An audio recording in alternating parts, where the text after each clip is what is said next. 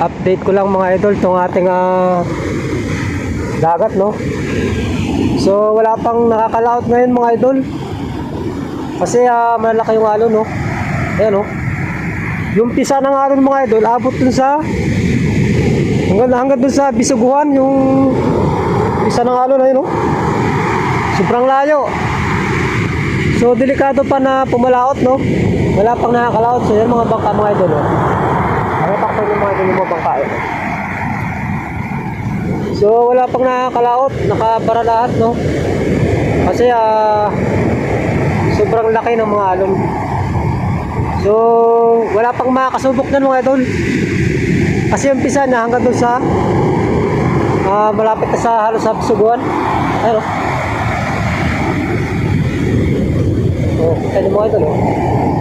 So baka mga Saturday o Monday baka may makapalaot na yan mga idol. Yung kaisesan, yung palakasan ng loob. Pero kasi malalakas ang loob, nakakalaot sila.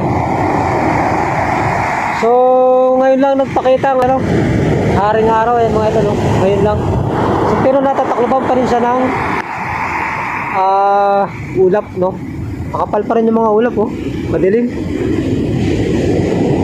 Shoutout po sa ating lahat mga idol. Wag po muna tayong lumaot, no? Kasi masyadong malaki pa ang mga alon.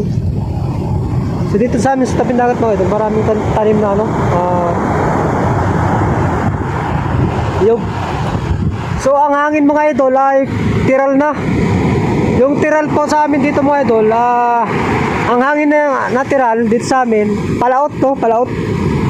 So yan po yung magpapakalma ng ating pong dagat. So yun lang mga idol at maraming salamat sa panood. God bless po sa ating lahat. Salamat mga idol, salamat.